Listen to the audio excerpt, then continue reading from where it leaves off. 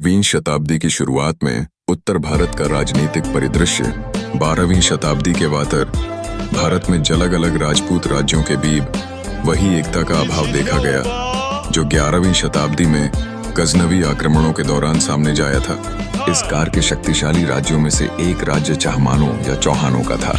इन्हीं ने दिल्ली, मथुरा, गुजरात, राजपूताना आदि की ओर अपने अधिकार क्षेत्र का विस्तार करने का प्रयास किया। बौहान राजा विशहराज ने चिली पर विजय प्राप्त की और इडालोस इक्केवंशी ई में दिल्ली की तोमर राजाओं से भी जीता। उसने दिल्ली और हीसी के बीच के क्षेत्र पर भी कब्जा करने की कोशिश की जो तोमर और गजनवी शासकों के बीच एक विवादित क्षेत्र था। सोहागी की गजननी आक्रमणी का सामना करना पड़ा। पृथ्वीराज ठेठी, जिसे लोक कथाओं में पृथ्वीराज चौहान या राय पिथौरा के नाम से जाना पाता है, इस राजवंश का सबसे प्रमुख और प्रतिष्ठित सम्राट था। उन्होंने संभवतः 16 साल की उम्र में सिंहासन संभाला और राजपूताना में तेजी से अपने साम्राज्य का विस्तार किया। कई राजपूत राज्यों पर विजय प्राप्त की। उन्होंने खजुराहो और महोबा के बंदेलों की ओर अभिधान का नेतृत्व भी किया।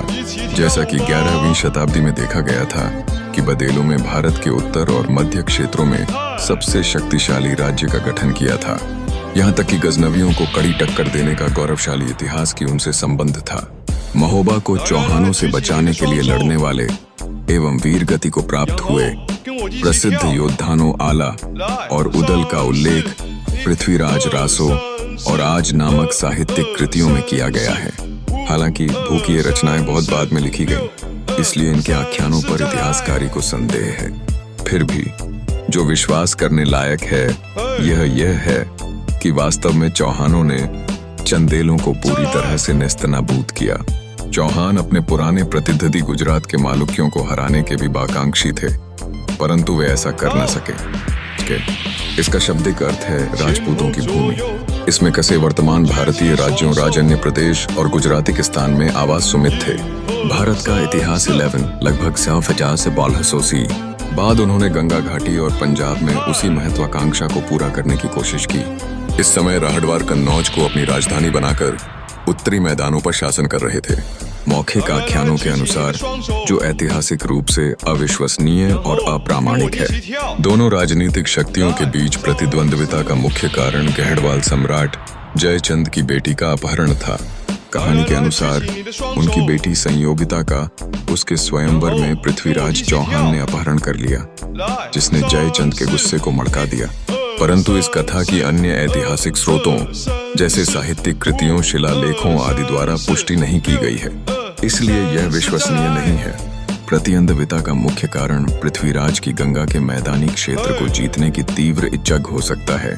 संक्षेप में यह तर्क दिया जाता है कि भारत के उत्तरी और मध्य राज्य विदेशी आक्रमणकारी मुइजुद्दीन मोहम्मद गौरी के खिलाफ एकजुट नहीं हो सके, क्योंकि वे एक दूसरे के बीच विभाजित थे।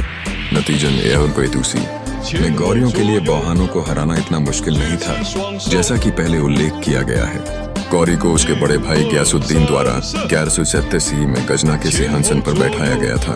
उसने भारत में लगभग मज्जनवियों द्वारा प्रशस्त मार्ग का ही अनुसरण किया। दूसरे शब्दों में मुइजुद्दीन भी उत्तर पश्चिमी क्षेत्र से भारत की ओर बढ़ने लगा। सबसे पहले उसने 1185 में मुल्तान को कर्माधिपति कार्मेथियंस या कारनाथिरों करमाटिस से जीत लिया, जिनके राज्य की सीमाएं भारतीय उपमहाद्वीप के उत्तर पश्चिम हिस्से से और पश्चिम में ईरान तक फैली थीं।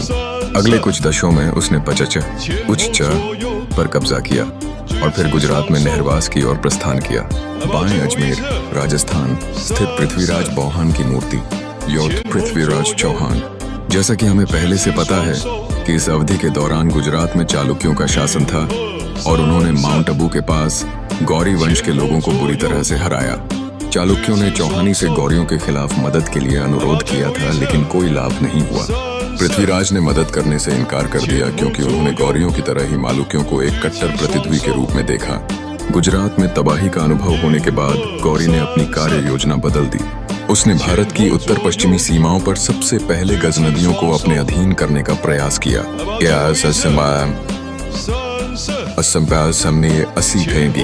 में पेशावर में उन्हें हराने के बाद उसने लाहौर के गजनवी शासक खुराक मलिक को 1131 में हराया। इसके बाद मलिक को कुछ समय के लिए जाहिर पर शासन करने की अनुमति दी गई, क्योंकि गौरी पंजाब और सिंध के कुछ हिस्सों पर अपना नियंत्रण बढ़ाने में आद था।